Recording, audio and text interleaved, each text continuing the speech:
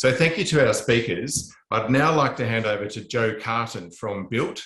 Joe is one of the most enthusiastic contributors to MECLA and really, bangs the table with high expectations of change to push to decarbonisation. So Joe, no pressure, but that's been a really complex range of content, shrink wrapped, popped into about an hour's discussion. Can you start to tease that out? We've had questions on the chat. I know you've got some questions already. Let's go and start prying apart some of the issues and poking into what we've heard. I'd like to hand over to you, please. Thanks very much, Hudson. Thanks for that warm welcome. I also would like to acknowledge the traditional owners of the land from which I'm dialing in, and that's the Gadigal people of the Eora Nation. And I really honor their connection to land, waters, and place, and pay my respects to their elders, past, present, emerging. And welcome any Aboriginal or Torres Strait Islanders with us here today. Last night I was watching Charlie's Country again. And I reflected on, what a beautiful story. If you haven't seen it, watch it. It's on ABC iView, free to stream. But what a juxtaposition of this Western culture that's come in and imposed itself and its non-circular lifestyle and economy and everything on a people who have existed here for 60,000 years in perfect sustainability. And now we have position descriptions like, I'm head of sustainability and social impact at a company. Because we need to try and impose a level of sustainability again. We've strayed so far from that visceral appreciation and understanding of how reliant we are on the earth and her natural ecosystems and processes to support us, that we're literally now in a position where we're in a race to unwind the negative impacts we've had and continue to have, simply to assure our continued existence, simply to live. Now, this is the climate emergency, and this is why we're all here and why we're all active in this space. I work in the commercial building sector. We don't build infrastructure. Of course, infrastructure is a big part of this conversation with steel. The conversation has until recently been dominated by operational energy and how to minimize carbon emissions in the heating, cooling, and powering of a building.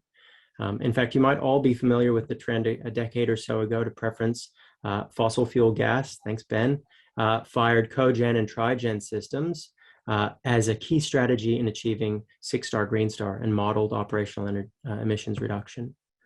However, luckily with the price of renewables, right, they've dropped at such a surprising rate that solar PV is now the cheapest form of electricity in history. And the grid is becoming renewable at pace. So there's now quite an established pathway to operational carbon neutrality for building owners through renewable power purchase agreements, which of course in turn has sped up the rate at which the electricity grid is decarbonized, right? So that's a positive sort of feedback loop. And it's a win-win, but what about embodied carbon? So the question of how building owners reduce embodied carbon is now something that has the industry's full attention. With particular focus on steel, we're seeing the Minerals Research Institute of Western Australia setting the Green Steel Challenge. Of course, the resources that Haley mentioned, and I'm co-chair on the steel subgroup with Haley at MECLA, and have been excited to follow the conversation and work closely with BlueScope and InfraBuild and the other steel sector members. Now, we've also had a live delivered example of fossil fuel-free virgin steel produced by SSAB using hydrogen breakthrough iron-making technology for Volvo Group earlier this year. And locally, Fortescue Future Industries have been teasing the delivery of carbon-neutral steel domestically by the end of 2021. Clock's ticking. Green Star and IS Tools have placed a focus on life cycle impacts of materials, and the latest Green Star rating tool is even more clear that upfront embodied carbon shall be reduced, and as we've just seen through Jeff's presentation. Even neighbors and climate active carbon neutral standards, traditionally operationally focused tools, are getting in on the action by looking to set standards around embodied carbon. Right. So we know that InfraBuild has a net zero carbon emissions target set for 2030, thanks David, and BlueScope is committed to net zero by 2050. So let's continue the discussion around steel and hear what these experts have to say. on how we get to a fully decarbonized domestic steel industry, as well as their thoughts on what steel procurers, such as ourselves, as Built, can do today to reduce the embodied carbon associated with this purchase. Now, I'm a builder, and I'm increasingly being asked and offering to reduce the embodied carbon in the projects I deliver for clients. And as we know, Australian steel has one of the higher embodied carbon factors of steel on the market. And we heard the average steel carbon factors from Haley earlier, those global factors. And BlueScope sits a bit higher than that average. I'm very pleased to see InfraBuild sitting lower, although I will point, Dave, to the hot rolled bars and sections, which has actually increased to 3.72 tons per ton. So we'll talk about that as well. But really, the first question I'd like to ask the panel as a buyer of steel is, what are my options to legitimately reduce carbon in the projects I deliver tomorrow? So I'll throw that to, why don't I start with Dave, because you and I have been talking a lot lately. Thank you, Joe. It is a very robust discussion that we've been having, and with yourselves and probably, I do know with others who are here on the webinar this morning, which is fantastic. But it's really beholden upon us in our journey to bring those solutions to market as rapidly as possible, partly from the imperative of the Green Star Buildings tool that's setting emission reductions against the BAU case, and then as outlined in my talk, it's around our imperative as a steel industry to address those emissions. And I guess I'd echo the points I raised around certainly the early engagement. The earlier we can get involved, to start with design optimization, supply chain optimization, prefab, opportunities to minimise waste and bring the most economical, structurally efficient, constructible solution to your specific project is the first start around that. We recognise that our ambitions to be carbon neutral by 2030 are still 9 or so years away. To some extent, we're restricted by the electricity grid, and you talk to those the impositions around greenhouse gas emissions for steel in Australia. We are in some ways beholden to the electricity grid that we work to from our point of view. So our transition to renewables, and as Greta put it so well, and as we've echoed, reliable, cost competitive, efficient renewable energy, or electricity in our case, is pivotal around that 76% of scope 1 and scope 2 emissions that we're looking to achieve. But as I would say, engage us early, engage us strongly and vehemently around the things that we can bring to the table, and we look forward to those discussions. Great. So Dave, just to summarize, what I'm hearing is get you in early so you can first reduce or optimize the amount of steel that's going in. And then secondly, you can investigate opportunities for climate active carbon neutral certification. Indeed. So yes, we've certainly engaged with Climate Active and other organisations and initiatives around the pathways that we need to achieve, but also the requirements within the project space. What are the attributes that projects are calling up around eco labels, around Climate Active, to allow you to maximise your Green Star points that you can rely on. Now, Dave, can I quickly follow up with a question? Now, we saw the CN 30, carbon neutral by 2030, fantastic. You will have some reliance on carbon offsets for those that you simply can't mitigate, correct. Get rid of. Will your 2030 environmental product declaration still show a greater than 0 GWP figure? I would imagine so. That figure. Yep. No, they will still be more than 0. So when you utilise offsets, if you utilise offsets to be carbon neutral, take that as you may, but utilising offsets to be carbon neutral doesn't allow you to actually reduce your global warming potential numbers. It doesn't actually reduce your emissions. It doesn't stop what you're sending out into the environment. So that's where around our journey is to mitigate and eliminate those emissions as far as possible, and then use offsets to close the remaining gap. Okay, Dave, and it wouldn't be unfamiliar to probably many people on this panel, especially people like me who have been scouring the globe looking for environmental product declarations, that you have some steel makers out of Europe with a 300 kilogram per ton of steel, and that's mostly 100% scrap, renewable energy, and an EAF. Do you expect your figures to be around there in 2030, or do you see a pathway for a further reduction on that? Don't know where we'll be by 2030, Joe, in absolute numbers, but we'll look to be as small as possible within the technology, the cost curves, and the availability we have to reduce that and push that down. Okay. Can't set a number now, but we're doing work in the background to understand what the push to be 100% scrap fed, which we pretty much are, but 100% renewable electricity, and what that will do to our global warming potential numbers, and hoping to be able to talk to the market around that in the coming months. Cool, thank you. Now I just want to shift over to Haley, because great presentation, and Haley, what a whirlwind. You went through 150, 200 years of history in such a short time period, and you covered such a wide range of issues. One thing that I wanted to, I guess, challenge you on a little bit is this concept of burden shifting. And I have been brought on the journey because I was the first to say, I just want to buy green steel tomorrow. Where can I get it?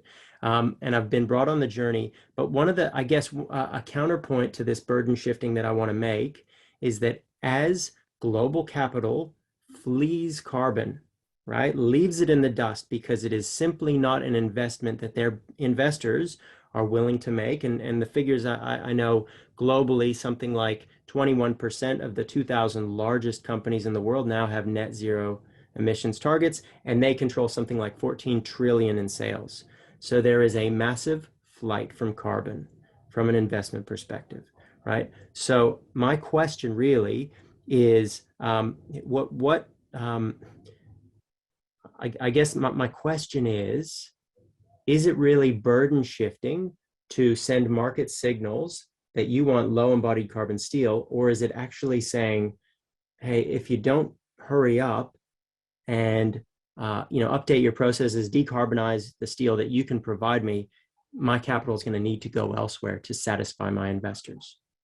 Yeah, it's a great question. And I know it's one we've had lots of debates about. And it's certainly something that's frustrated me as a employee within the steel industry, trying to push the industry to a better place, and then stepping out of that and working in the not-for-profit sector around driving policies and standards around changing for the steel industry and getting in there. And I suppose the one thing that has, it used to frustrate me, especially as a young person, to understand why this can't just happen tomorrow. And especially when we've got that imperative of, we don't have hundreds of years to fix this. We've got, less than a decade of action that we need to be able to get out there and do this. So I completely appreciate that whole, the drive and intensity for trying to find a silver bullet that is going to drive this industry to change. And I wish that I wish the solution was as simple as everybody just specify low greenhouse gas emissions and the whole industry will change. I wish it was that simple. If it was that simple, we would have done it 20 years ago.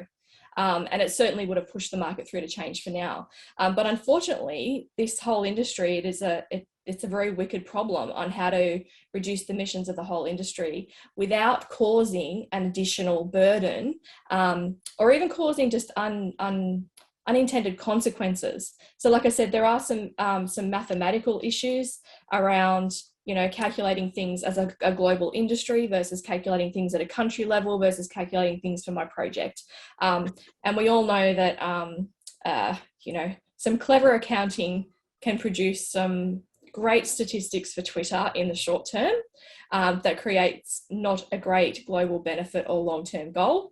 And we really want to steer away from those type of activities, and really sort of focusing on things of saying, right, well, what is the long-term goal? The long-term goal is we want to decarbonize the steel industry. We know that there are multiple things that need to happen to make that happen, and that each of those tasks is going to have to play out in a certain period of time.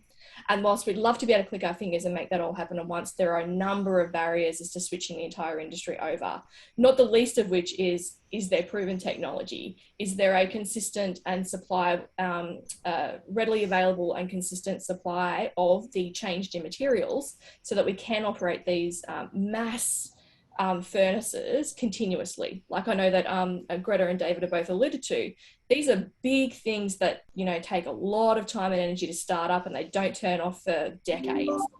So switching technology over is is decades long in the process. And we want to ensure that the right signals are in place, exactly like you said, so that when it comes time to say, I want to spend capital on this, that those decisions are being made with the best technology available in the market so that the whole globe achieves the outcome by the end of the deadline. And that's where we're looking to head with this. So it's playing that long game. And that's why, a lot of people are talking in different, this is and really negotiating. And I've been part of a lot of the negotiations. Sorry, my video is playing up today. Some of the greenhouse gas, even threshold level conversations around the responsible steel standard are quite interesting, because they're sort of going down the path of negating the recycled scrap content in sort of setting measurable benchmarks depending on how much scrap that you use. And not to say that it's not the overall a single level for all types of production is going to achieve the outcome. If we want to incentivize steelmakers to go, then we have to set, very similarly to like what Jeff was saying, incremental targets that increase consistently over time. So we want to ensure that the next incentive we give is attainable, and all of those working in sort of smart objectives know that if you don't set an attainable goal, then people just won't even try to attain it. So we have for this, there is a sort of a sliding scale, a spectrum of depending on how much scrap you use in your mix, we want the whole industry to slowly increase better.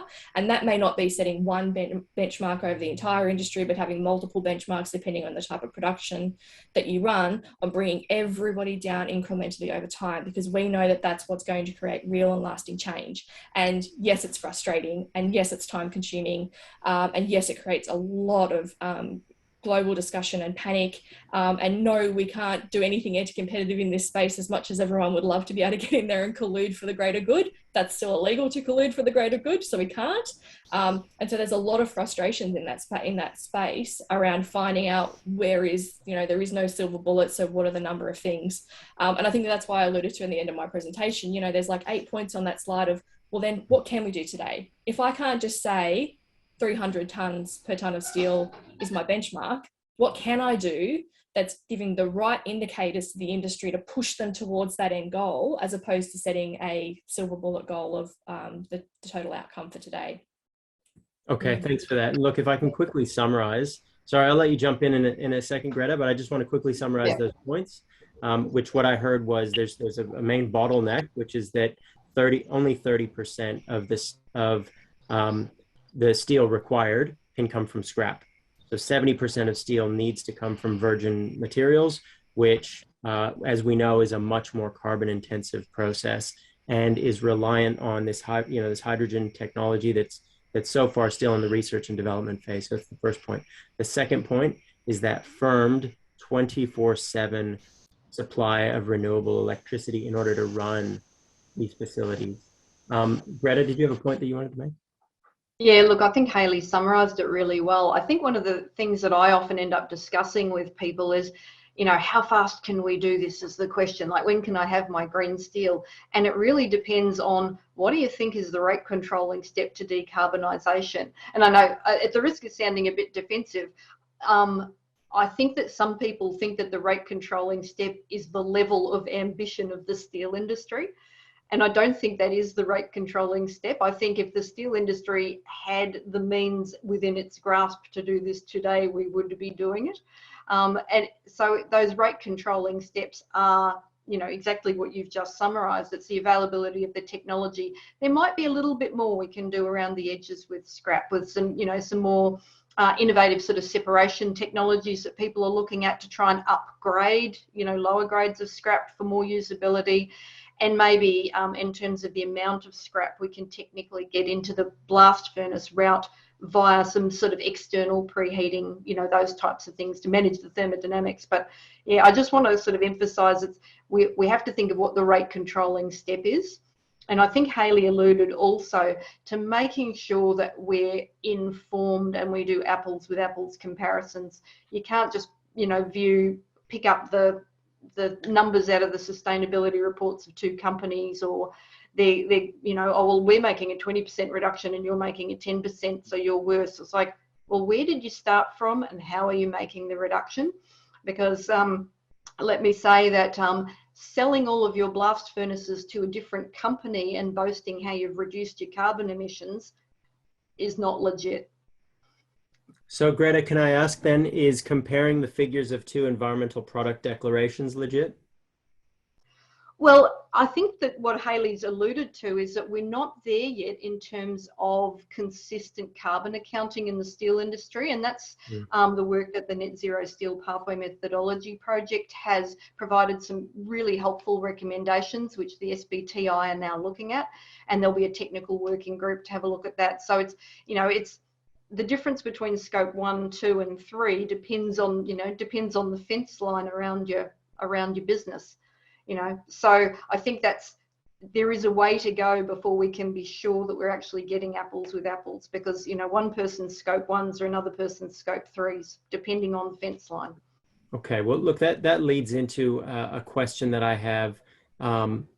Probably, Jeff, I'd love you to input in this as well, but it's predominantly, I think, for InfraBuild and BlueScope, which is, look, that again, acknowledging that members of the audience might be familiar with the responsible steel credit in Green Star that requires project teams to source steel from a manufacturer that is signatory to the World Steel Association's Climate Action Program. And I'd just like to know what effect has that program had on the decarbonization of global steel? Because my understanding was, you publish your numbers to them, you provide transparent accounting of your carbon factors, but are there particular levers within that certification that have enabled a decarbonization, and it's step by step, it's not all at once, but that have enabled a reduction in the carbon intensity of your production? I'd answer that first, Joe, around partially. So the journey to decarbonisation is firstly around transparency. You can't control what you can't measure, and the Climate Action Program provides that common footprint of all the world's steelmakers who are party to that to provide their numbers back to a single point. And certainly some of the slides that Hayley talked through take that data back out, and then it provides those benchmarks from which people can measure and understand their journey to decarbonise. So it's fantastic from that point of view. Greta? Yeah, look, I'd agree with what David said. It's a benchmarking exercise that helps to provide more transparency. I think people that sign up to these things are already on the bus. Maybe it might provide some motivation for people who aren't on the bus. But I think, as we said earlier in the various presentations, I think the rubber will hit the road perhaps when consumers seek products from companies that have signed up to these programs and have sought responsible steel certification. I think that's where the demand side can start, driving, acknowledging that right now you can't go out and buy the green steel that I know you want to all buy, but you can go out and buy steel from people who are on the journey. I think that's a really great point, Greta, is just to say it's great to put a target out there or a goal or a vision of 2030, 2050, but it's how are you demonstrating that you're actually trying to get there and not just have a visionary target? And I think that is where these sorts of programs are measurable ways of demonstrating your commitment to that goal, as opposed to just being a visionary figure at the end of a long decade. And I think that to Jeff's credit, the Green Building Council has worked really well with different material manufacturers around finding those initiatives and milestones towards achieving those that demonstrate your action as opposed to just demonstrating a goal. I should chime in there and say that I don't deserve that credit myself. There's a small army of people in the Green Star team who are responsible for a lot of that. But the only thing that I would add to this, and I suppose that's already been said, is a number of things that Green Star does is try to take ideas that aren't maybe that mainstream and try to socialize them. So things like EPDs, when those came about, it wasn't about saying you have to have this really amazing EPD. The whole point was EPDs were not very common. Let's try to make them common. And even if the EPD doesn't show an amazing output, the whole point is that you can start to socialize this idea that you can soon compare EPDs for EPDs. And now they've grown, and that's taken off. And I think the similar findings are with the steel credit in Green Star at the moment. And I guess, Joe, yes. Unfortunately, we're at time, and judging by the level of engagement and depth of questions in the chat and the questions that you're fielding and we're hearing answers, we could go on, and I suppose it's better to leave wanting more. You can have more. You can watch all of this again. the recording will be sent out to all of those who've registered. Sadly, we are at time though, and I know in the Zoom world, people are going to have to drop off and head to their next commitment. So can I thank our speakers? Hayley, wow, you covered so much and set out a lot of really good fundamentals for us non-steel experts. Greta and David as suppliers, it's great to hear it's not a lack of ambition, it's about technology and the pathway. I think the ecosystem of MECLA is loud and clear sending the message, we want it. We want you to keep making it. So we're with you on the journey. But, and Jeff, we're hearing from the rating mechanisms that you'll keep rewarding those who specify it, who apply it, and who use their thinking. David, I love the thought of engaging early to, I suppose, dematerialize the design to get the better quality steel and therefore need less of it. Wouldn't it be great if we're designing for disassembly as well, so that full circular economy is applied? Guys, thank you so much. We could keep going. There's much to do. Leave it. What's that? No? Okay, so let's keep the conversation going. This is the final event of MECLA for the year, but the Do Tank will keep doing. Later this week, MECLA will be talking with the Neighbours team, which, as we heard earlier, is looking to introduce embodied carbon into their assessment process for commercial buildings. That's a great step forward.